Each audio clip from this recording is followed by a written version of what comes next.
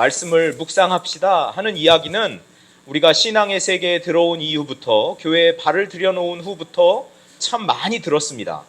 그런데 이 질문을 한번 던져볼 필요가 있는 거죠. 어떻게 하나님의 말씀이 내 삶에 힘이 되는가라는 것에 대한 답이 있어야 교회에서 말씀 공부하세요, 묵상하세요, 기도하세요 하는 이 말의 의미를 제대로 간파하고 그리고 그걸 실천하면서 살아갈 수가 있는 거죠. 여러분에게는 어떻게 하나님의 말씀이 여러분 삶의 에너지가 됩니까? 여러분 삶의 힘이 됩니까? 묵상의 답이 있습니다. 하나님의 말씀을 묵상하면 그 하나님의 말씀이 내 삶의 원동력이 되고 힘이 되고 에너지가 된다는 이야기입니다. 여러분, 그래서 그리스도인이라면 당연히 말씀을 묵상하는 습관을 가져야 됩니다. 오늘 성경의 말씀대로 우리가 복 있는 사람의 삶을 살고자 한다면, 또 하나님께 인정받는 삶을 살고 싶으면, 의로운 삶을 살려고 한다면, 분별의 삶을 살려고 한다면, 모든 일에서 형통한 삶을 살려고 한다면 반드시 묵상하는 습관을 가져야 되겠다라는 사실이죠. 150편의 시편이 있는데 그 중에 1편은 시편 전체의 서론에 해당하는 아주 중요한 말씀입니다. 시편 1편에서는 의인의 길과 악인의 길을 구분하고 있습니다. 그 두 길이 나누어지는 그 분기점에 무엇이 있냐면 말씀의 묵상이 자리하고 있다라는 사실입니다. 하나님의 말씀을 묵상함으로 우리는 의인의 길을 걸어갈 수가 있다는 겁니다. 그리고 복 있는 삶을 살아갈 수가 있다는 거예요. 삶의 모든 영역에서 형통을 경험할 수 있다라는 사실입니다. 고정관념이 있어요. 묵상은 무척 정적인 일이다 라고 생각하는 분들이 많을 거예요. 조용하게 가만히 앉아서 이렇게 말씀을 되뇌인다. 무척 정적인 활동 같죠? 그런데 이 묵상이라는 것은 이런 정적인 활동인 것뿐만 아니라 에너지가 막 분출되는 동적인 활동이라는 것을 우리가 기억할 필요가 있습니다. 이 시냇가에 심은 나무의 이미지는 우리에게 이 묵상이 갖는 그 역동적이고 동적인 그런 이미지를 보여주는 그림이에요. 이 묵상이 갖는 그 생명력 넘치는 모습, 그냥 고요하기만 하고 생각의 차원에서 무언가 머무르다가 끝나는 그런 힘없는 그런 활동이 아니라 아주 활력이 넘치고 생명력이 넘치고 그리고 강력한 힘이 있는 그런 그림을 시냇가에 심은 나무를 통해서 보여주고 있는 것입니다. 2절 말씀에 보면 복 있는 사람은 오직 여호와의 율법을 즐거워하여 그의 율법을 주야로 묵상하는도다.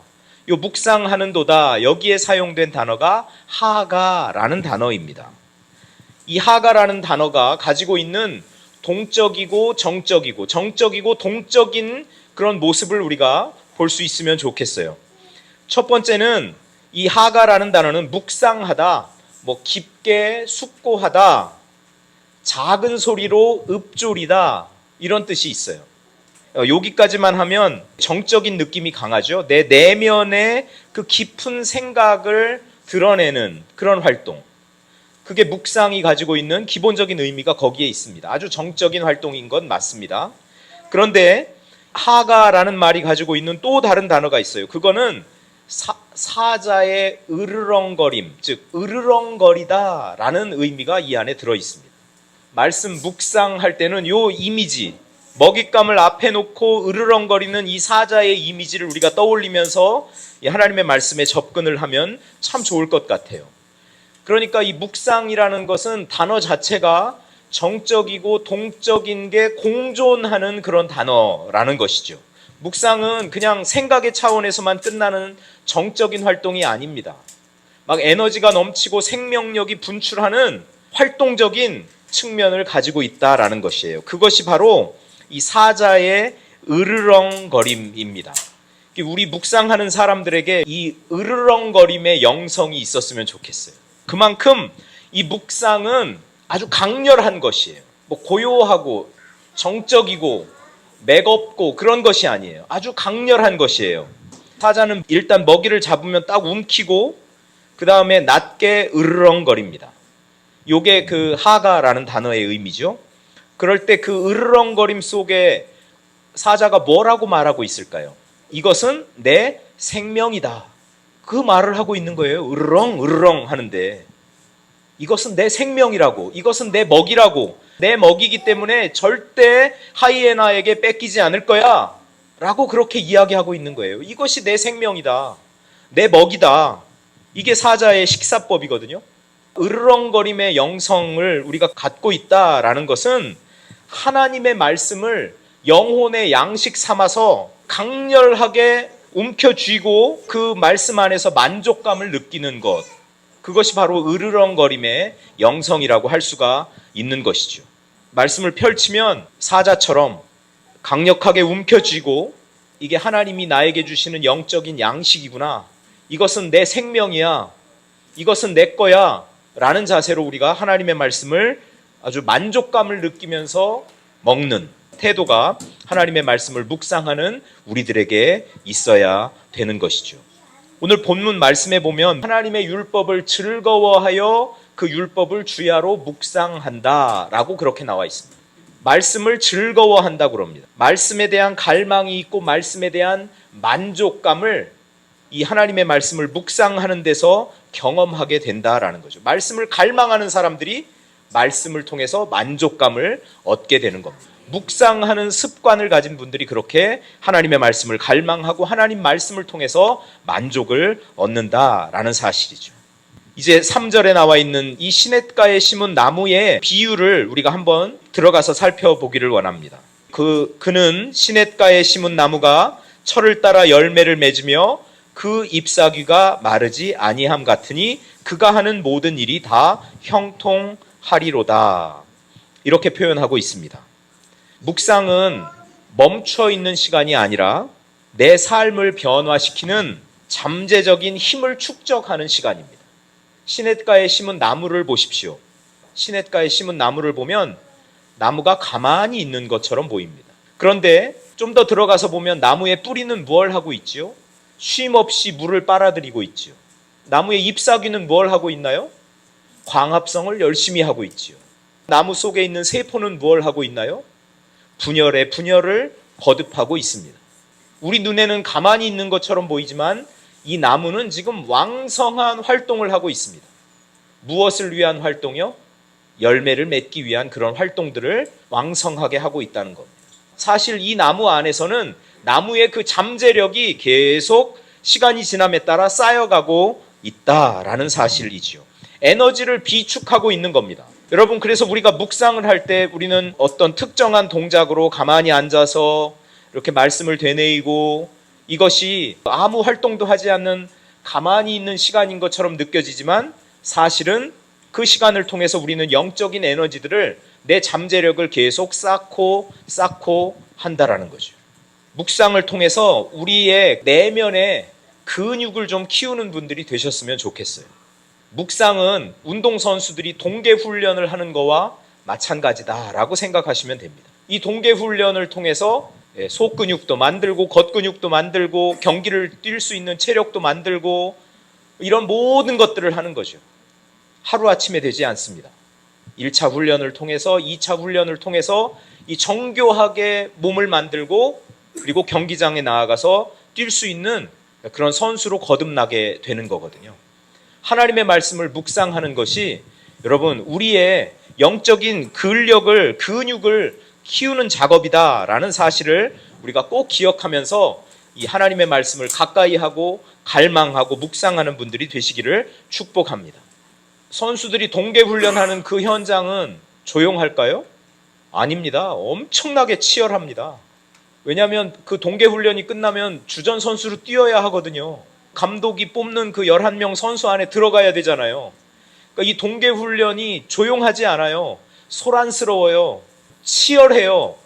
우리가 하는 묵상도 치열한 운동 시간이라고 생각하면 되는 거죠.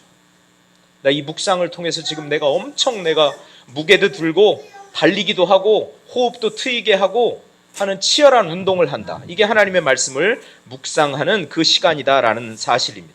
겉으로 보면 가만히 있어서 아무 일도 일어나는 것 같지 않지만 묵상하는 사람의 속에서는 지금 무수한 움직임의 가능성, 무수한 잠재력이 막 그 소용돌이 치고 있다라는 사실을 우리가 기억하면 좋겠습니다. 본문 말씀을 통해서 보면 묵상이 신체화, 즉 우리 몸에 뭔가 익숙한 경험이 되는 그런 모습을 우리에게 보여줍니다. 묵상은 읊조리는 겁니다. 하나님의 말씀을 낮은 소리로 이렇게 중얼중얼 이렇게 읊조리는 겁니다. 이 소리를 내어서 묵상하는 것 자체가 이거 신체적인 행위거든요. 묵상한다 그러면 일절 아무런 소리도 내지 않고 그냥 생각의 차원에서 이렇게 말씀을 하고 그런 차원이 아니라 이 묵상이 좀 제대로 되려면 읊조려야 되겠구나라는 거예요. 소리를 내야 되겠구나라는 겁니다. 이렇게 읊조릴 때 우리 입술이 움직입니다. 읊조릴 때 내 성대도 움직입니다. 읊조릴 때 내가 낸 그 소리를 나는 귀의 감각을 통해서 듣습니다. 여러분, 이것이 중요합니다. 이 경험이 묵상하는 습관을 들이는데 무척 중요합니다. 이 경험이 앞으로 평생 묵상하는 삶을 살아가는 데 있어서 아주 강렬한 흐름을 만들어 내는 거죠. 하나님의 말씀을 묵상할 때도 우리 입술이 움직이고 성대가 움직이고 내가 낸 그 소리를 내 귀로 듣는 내 감각이 움직이는 이런 경험을 통해서 이 묵상하는 것 자체가 그냥 밋밋한 그런 활동이 아니라 아주 강력한 그런 경험이 되면 우리가 평생 이 하나님을 묵상하는 습관 속에서 살아갈 수가 있는 것이죠. 이 습관을 만들어내는 것이 중요합니다. 하나님의 말씀을 펴고 낮은 소리로 읽어가면서 성대의 떨림도 느끼고 그리고 그 소리를 내가 들어가면서 나의 감각이 막 살아 움직이는 것을 경험하는 겁니다. 이 훈련을 하고 또 하고 반복하면 묵상하는 습관이 저절로 우리 삶 가운데 장착이 되게 된다라는 거죠. 그러면서 우리는 하나님의 말씀에 내 몸이 부딪혀서 전율하는 것을 느낍니다. 내 몸이 하나님 말씀에 떨리는 것을 경험하게 되는 겁니다. 이게 묵상의 차원이다라는 사실입니다. 하나님의 말씀을 먼저 머리로 이해하기 전에 저와 여러분의 몸이 먼저 반응하는 묵상을 연습할 수 있기를 축복합니다. 그래서 소리를 내서 읽고 듣고 또 반복하고 하는 일들을 통해 하나님 말씀에 내가 전율하는 그런 묵상하는 사람들 되었으면 좋겠어요. 나는 왜 묵상이 안 되지? 이러시는 분들 많죠. 떨릴 때까지, 전율이 올 때까지 말씀을 묵상하지 않아서 그렇습니다. 내가 포기하고 내가 중단하죠.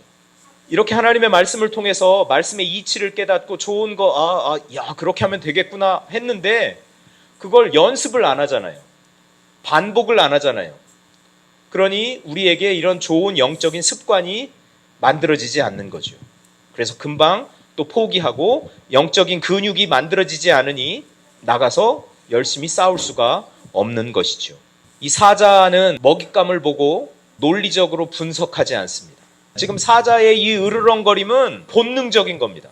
하나님이 우리에게 원하시는 게 바로 그거예요. 하나님의 말씀이 이렇게 우리 눈앞에 펼쳐지면 논리적으로 분석하기에 앞서서 이것이 나의 생존과 직결되어 있는 아주 중차대한 문제, 중차대한 사건이라고 인식하고 말씀으로 뛰어들기를 하나님이 원하시는 겁니다. 내 소리를 내서 내 성대를 움직여서 그리고 그 소리를 내가 들어가면서 이것이 나의 영적인 생존에 필수 불가결한 요소다라고 생각하고 먼저 하나님의 말씀을 강력하게 붙잡고 묵상하면서 그 말씀을 만족하게 먹는 거죠. 하나님이 우리에게 이것을 원하신다는 사실입니다. 또 하나 묵상의 차원은요, 묵상을 하면 말씀이신 하나님과 연결이 됩니다. 말씀 자체이신 예수 그리스도와 연결이 됩니다. 태초에 하나님이 계셨죠. 그리고 그 하나님은 말씀이셨죠. 그런데 그 말씀이신 분이 우리 가운데 거하셨죠. 말씀으로 이 땅에 오신 예수 그리스도. 그래서 우리가 하나님의 말씀을 묵상하면 천지를 지으신 창조 하나님과 연결되고 우리의 구원을 위해서 이 땅에 오신 예수 그리스도와 연결이 될 뿐만 아니라 하나님의 영향권 아래 우리가 놓이게 되고 예수 그리스도의 영향권 아래 우리가 놓이게 되고 하나님과 예수 그리스도와 결합이 되게 됩니다. 하나님의 말씀을 묵상하면서 하나님은 없고 하나님의 말씀을 묵상했는데 예수 그리스도는 없으면 이거 심각한 거죠. 말씀을 통해서 누구를 만납니까? 하나님을 만납니다. 예수 그리스도를 만납니다. 말씀을 통해서 하나님의 뜻을 깨닫습니다. 말씀을 통해서 예수 그리스도가 어떤 삶을 살았는지, 우리를 위해서 어떤 일을 하셨는지 알게 됩니다. 예수님이 그렇게 말씀하셨잖아요. 요한복음 5장 39절에 너희가 성경에서 영생을 얻는 줄 생각하고 성경을 연구하거니와 이 성경이 곧 내게 대하여 증언하는 것이니라. 성경을 오랫동안 읽었는데 그 안에서 예수 그리스도를 발견하지 못했다면 잘못 공부한 겁니다. 그 안에서 하나님의 은혜를 알지 못했다면 잘못 공부한 것이죠. 하나님의 말씀을 묵상하면 자연스럽게 하나님과 연결되고 예수 그리스도와 연결되고 그리고 하나님과 예수 그리스도와 결합이 되게 된다라는 거죠. 그러면 어떻게 됩니까?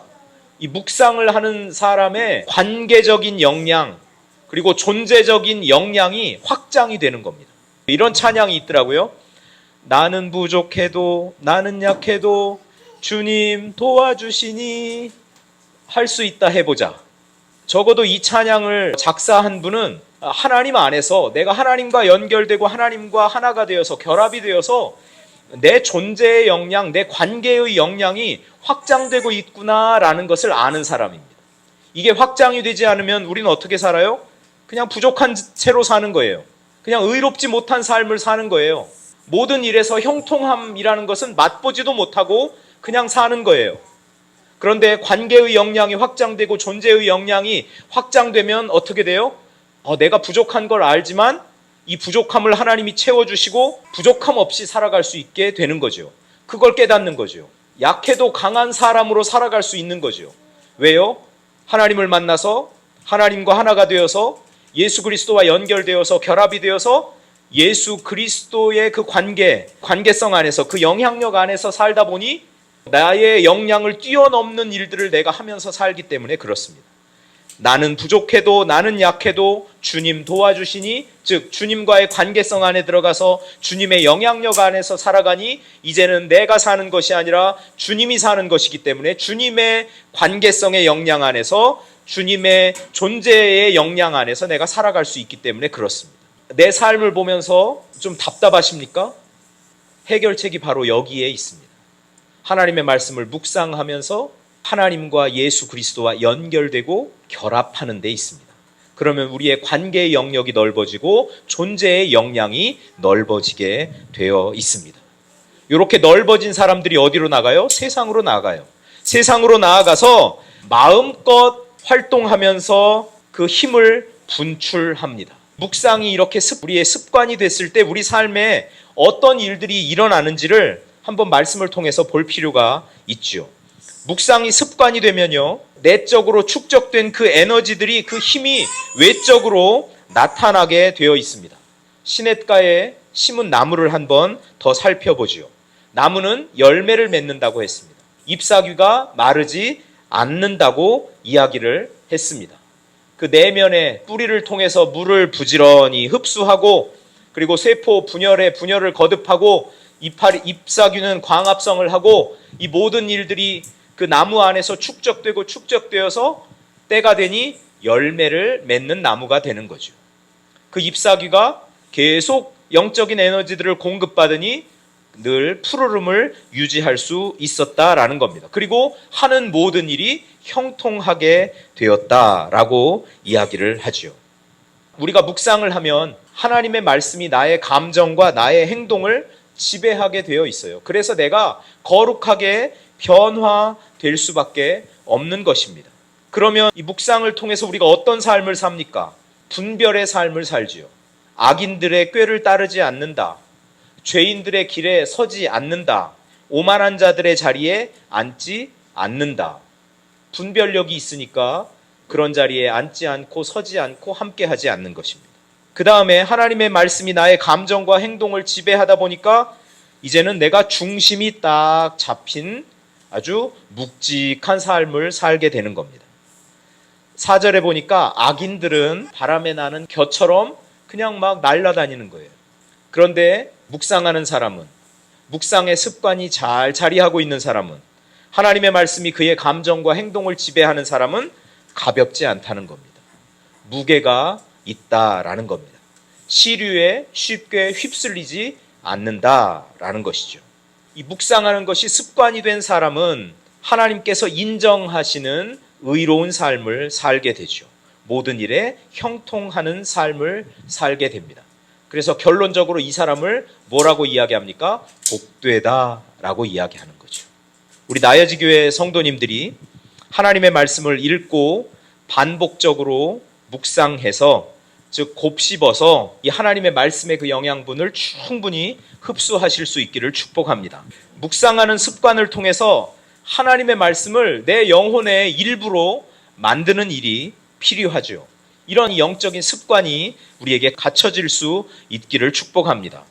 하나님은 우리 분별 있고 의롭고 열매가 풍성한 복 있는 사람으로 살기를 원하시거든요. 이 하나님의 마음을 우리가 알고 이해한다면 말씀 묵상으로 들어가서 조용히 내면의 그 읊조림으로, 그리고 사자의 으르렁거림으로 정적이고 그리고 동적인 이 말씀 묵상의 세계를 잘 살아서 우리 하나님이 기뻐하시는 그런 복된 삶을 살 수 있기를 축복합니다.